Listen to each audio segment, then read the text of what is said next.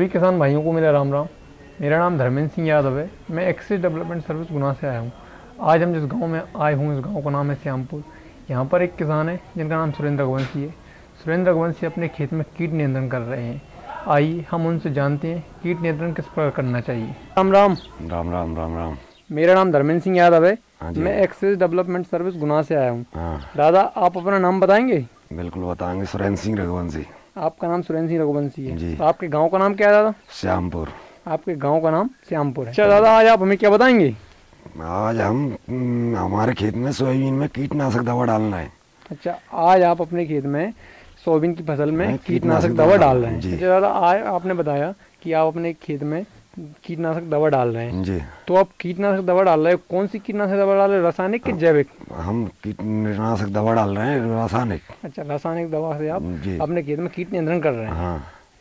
तो आप ये इसकी क्या प्रक्रिया आप हमें बताएंगे, किस प्रकार बंद करते हैं? हम एक 15 लीटर का पंप लेते हैं, उसमें 30 से 40 ml दवाई डाल कर उसका घोल बना के और उसमें छिड़कते हैं। अच्छा, सबसे पहले आप 15 लीटर पानी से भरा हुआ पंप लेते हैं। हाँ। उसके बाद उसमें 35 से 40 ml 40 ml दवा डालते हैं। जो रासायनिक दवा है आपकी वो डाल देते हैं। हाँ। उसको अच्छी तरह से घोल करके फिर छिड़काव करते हैं। फिर उसको अपने खेत में। दादा, आज आप अपने खेत में सोयाबीन की फसल में हाँ। कीटनाशक दवा डाल रहे हैं कीट नियंत्रण के लिए। हाँ। तो इसका प्रयोग करते समय हमें क्या सावधानी रखना चाहिए? हमें लिए ये सावधानी रखनी चाहिए कि हाथों में तो प्लास्टिक की मोजा होना चाहिए, मुंह पे एक साफ कपड़ा होना चाहिए, और दवा में मतलब स्वस्थ बढ़िया छना हुआ पानी डालना चाहिए। सब बिल्कुल सही कहा आपने। अपने हाथों पे हमें प्लास्टिक ग्लव्स पहन लेना चाहिए। हाँ। और मुंह पे कपड़ा बांध लेना चाहिए। और जो अपन पानी का प्रयोग करें वो साफ होना चाहिए, छना हुआ होना चाहिए। साफ और छना होना चाहिए, क्योंकि अधिकतर किसान ये करते हैं कि खेतों में जो पानी भरा रहता है उसी पानी का प्रयोग करते हैं। मचा हुआ पानी डालना चाहिए, नहीं डालना चाहिए। दादा, आपने हमें सारी सावधानियां बताई, ये सावधानी हमें क्यों करना चाहिए? ये सारी सावधानी इसलिए करनी चाहिए कि ये दवा जहरीली होती है। अपने हाथ पैर में लग जाने से इससे जलन पड़ती है और कई तरह के नुकसान होते हैं शरीर में। अपने मुंह में अंदर जाने से मतलब ये गर्मी का उपाय करती है ये, तो शरीर में कोई नस भी फट सकती है, इससे कुछ भी हो सकता है। मतलब काफी घातक हो सकती है। इससे आदमी मर भी सकता है। इसलिए ये सारी सावधानी हमको एक सावधानी और आपको मैं बताना चाहता हूँ कि जो अपन दवाई का छिड़काव करते हैं, तो अगर पूरब की हवा चल रही है तो अपन को मतलब पूरब से चलना चाहिए पश्चिम की ओर। और पश्चिम की हवा चल रही है तो पूरब से चलना चाहिए पश्चिम की ओर।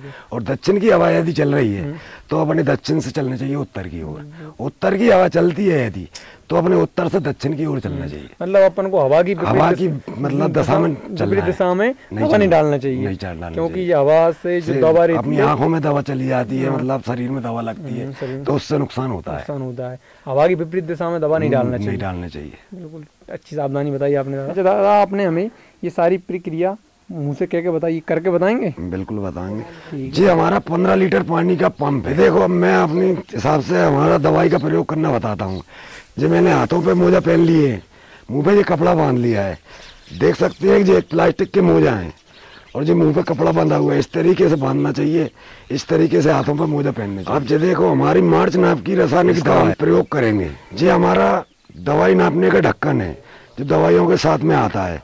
इससे नाप के हम पंप में दवाई डालते हैं 30 से 40 ml तक। अब हमारे पास सब चीजें हैं, अब हम दवाई डालेंगे। जी देखो, अब इसमें हमने 40 ml दवाई बनाई है। देखो, हमने दवाई डाल दी है इसमें।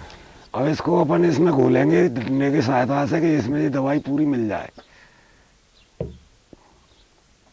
और अब हमारी दवा हमें तैयार हो चुकी है। अब इसका हम हमारे खेत में छिड़काव करेंगे। अच्छा दादा, अभी आपने अपनी जो दवाई तैयार की थी, अपने जो रासायनिक दवा थी अपने खेत में कीट नियंत्रण हेतु, इसकी कीमत क्या है आप हमें बताएंगे? इसकी 1 लीटर की कीमत है 400 रुपये, 500 रुपये और 600 रुपये तक की आती है। 600 रुपये तक की। इंडोसल्फान नाम से एक दवाई आती है, वो आती है 300 रुपये के करीब।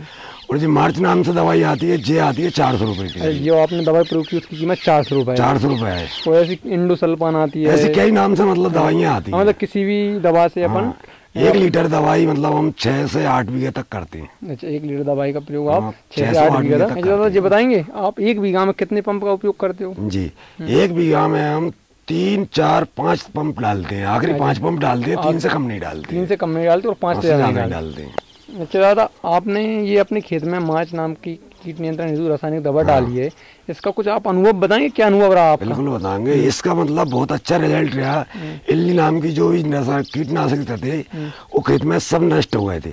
करीब करीब एक 40 से 45 दिन तक कोई कीट में इल्ली की नाम नहीं मिला हुआ। तो आपने ये कब से डाल रहे हैं अपने खेत में? जी करीब करीब हम 5 और 6 साल के बीच से डाल रहे हैं। अच्छा, 5-6 साल से आपने इस दवा का अनुभव किया रखा है और अपने खेत में आप डाल रहे हैं। मतलब काफी आपको फायदा है इससे, सारे मतलब बहुत अच्छा रिजल्ट मिलता है, बहुत अच्छा रिजल्ट मिलता है। अच्छा दादा, ये बताएंगे ये दवा जो आपने अपने खेत में प्रयोग की है ये कहाँ पे मिलती है? जो अपने गांव से जो मतलब लगता बाजार लगता है वहाँ पे चले जाते हैं। वो बाजार में मतलब दुकानें बहुत है, चाहे उसी दुकान से ले आते हैं। चाहे बहुत रासायनिक कृषि संबंधी दुकानें रहती हैं, यहाँ पे कृषि संबंधी दवाइयाँ मिलती हैं, हर दुकान पे मिलती है। हर दुकान। चलो भाई अपन अपनी दवा का छिड़काव करके और बताता हूँ आपको खेत में। जहाँ से वहाँ तक पूरे खेत में सोयाबीन घूम रहा है। इसमें अब इस दवाई का छिड़काव करेंगे। अब देखो मैं दवाई छींच रहा हूँ।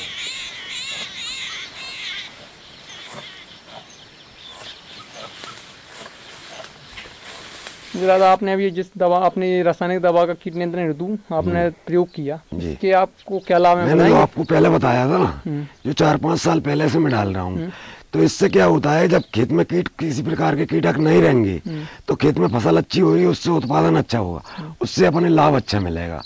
तो उससे अपने सारे लाभ अच्छे मिलते हैं इस दवाई डालने से। बिल्कुल सही कहा दादा आपने। आप अपने खेत में करीब 4-5 साल से इस दवा का प्रयोग कर रहे हैं और इससे सारे कीट नियंत्रण हो जाते हैं। और कीट नियंत्रण हो जाएंगे तो जाहिर सी बात है कि हमारी फसल भी अच्छी होगी। हाँ, किसी प्रकार का जब कीटा नहीं रहेगा उसमें तो फसल अच्छी होगी, उसमें कोई प्रकार का रोग नहीं लगेगा। तो फसल अच्छी होगी तो हमारी आर्थिक स्थिति सुधरेगी। आर्थिक स्थिति सुधरेगी। ठीक है दादा, आपने सोयाबीन की फसल में अभी हमें कीट नियंत्रण करके बताया। इसमें जो आपने दवा डलती है वो दवा का नाम भी बताया, दवा का प्रयोग किस प्रकार करते हैं ये सारी बातें बताएं और आपने हमें छिड़काव करके बताया, इसकी सावधानियां बताई और इसके लाभ बताए। इससे संबंधित हमें और हमारे किसान भाइयों के लिए आप संदेश देना चाहेंगे? मैं ये कहना चाहूँगा कि जो 4-5 साल से मैं इल्ली की दवाई डाल रहा हूँ, इसको आप किसान भाई सब लोग डालें, क्योंकि इससे क्या होता है जो इल्ली पैदा होती है उससे अपनी सारी फसल नष्ट हो जाती है। जब खेत में इल्ली नहीं होगी तो अपनी फसल बढ़िया आएगी, अपनी आर्थिक स्थिति बढ़िया बनेगी। मैं आपसे ये कहना चाहूँगा सब किसान भाई इसका प्रयोग। अब मैं ये कहना चाहूँगा सभी किसान इसी तरह सब प्रयोग करें और इसका लाभ पूरा लें।